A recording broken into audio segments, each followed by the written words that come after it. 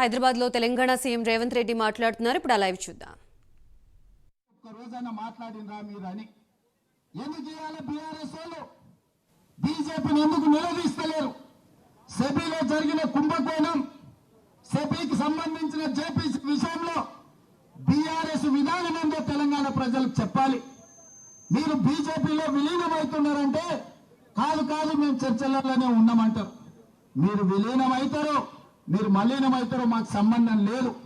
ఇవాళ ఈ సభలో జరిగిన కుంభకోణం మీద కేసీఆర్ విధానం ఏందో కేసీఆర్ మాట్లాడాలి. ఇవాళ కేటీఆర్ ఎందుకు ఈ విధానాన్ని ప్రశ్నిస్తూ ఈ ట్విట్టర్ తిన్ను తన ట్విట్టర్ లో పెట్టట్లేదు అని నేను అడుగుతున్నా. అక్కడికి వచ్చేది అక్కడికి రాంది ప్రతి చిల్లర మల్లర విషయంలో స్పందించే కేటీఆర్ ట్విట్టర్ లో ఎందుకు ఈ రోజు ఈ దోపిడీని, ఈ రోజు అధ్వానంగా ఈ దేశాన్ని దోషపెడుతుంటే ఎందుకు ట్విట్టర్ తిల్లు ఈ రోజు మాట్లాడతలేరని నేను అడుగుతున్నా. టీఆర్ఎస్ వాళ్ళకి పట్టలేదా? ఈ దేశ సంపద దోస్తుంటే బీజేపీకి అనుకూలంగా మీరు ఉన్నారని ఇది ఒక్కటే స్పష్టమైన సాక్ష్యం కదా.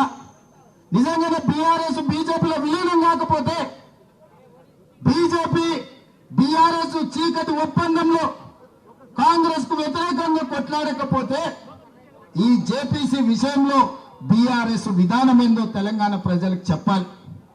ఇవాళ ఆ సన్యాసులు మోడీని, అమిత్ షా గారిని మెప్పించడానికి, సంతోషపెట్టడానికి అంతర్జాతీయ ఎయిర్పోర్టుకున్న రాజీవ్ గాంధీ పేరు తీసేస్తామంటారు.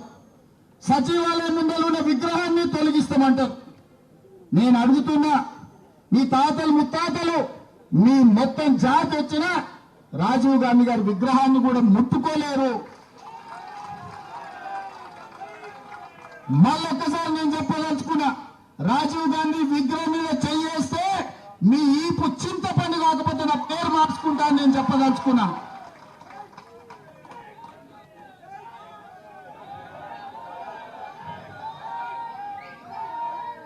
ఆసామాసిగా అల్లా తప్పగా అక్కడ ఎవరో ఆ విగ్రహం పెడుతున్నారని మీరు అనుకుంటారేమో. మేమే పెట్టినాం.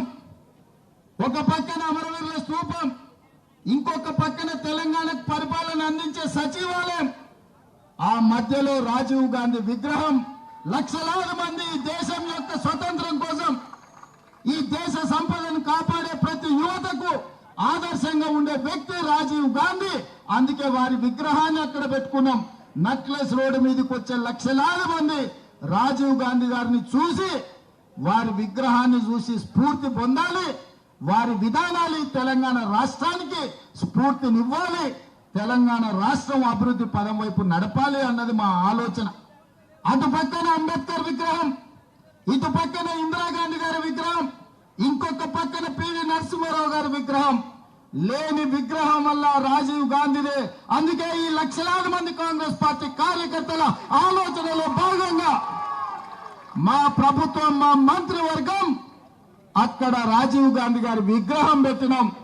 ఎవడు తొలగిస్తాడో రావాలి, తారీఖు చెప్పాలి అని చెప్పి నేను చెప్పదలుచుకున్నా.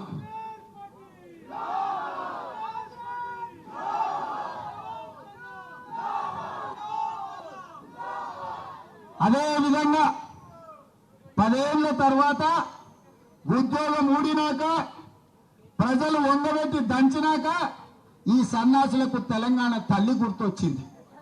అక్కడ తెలంగాణ తల్లి పెడితే బాగుంటుందని, మనకేమో ప్రజలకేమో తెలంగాణ తల్లిని పెట్టాలంటున్నాడు. ఆయననేమో మా అయ్య పోతే మా అయ్య విగ్రహం పెట్టుకుందాం అనుకుందాం, రాజీవ్ గాంధీ విగ్రహం అయితే పెట్టిరు అంటాడు. అందుకే తెలంగాణ తల్లి అంటే సోనియమ్మ కనిపించే తెలంగాణ తల్లి. ఆమె జన్మదినం డిసెంబర్ 9 నాడు, తెలంగాణ రాష్ట్ర ప్రకటన డిసెంబర్ 9, 2009 నాడు కేంద్ర ప్రభుత్వం మన్మోహన్ సింగ్ గారి నాయకత్వంలో చిదంబరం గారు ప్రకటన చేసింది. అక్కడ ఇక్కడ కాదు, ఈ రాష్ట్ర పరిపాలనను అందిస్తున్న సచివాలయం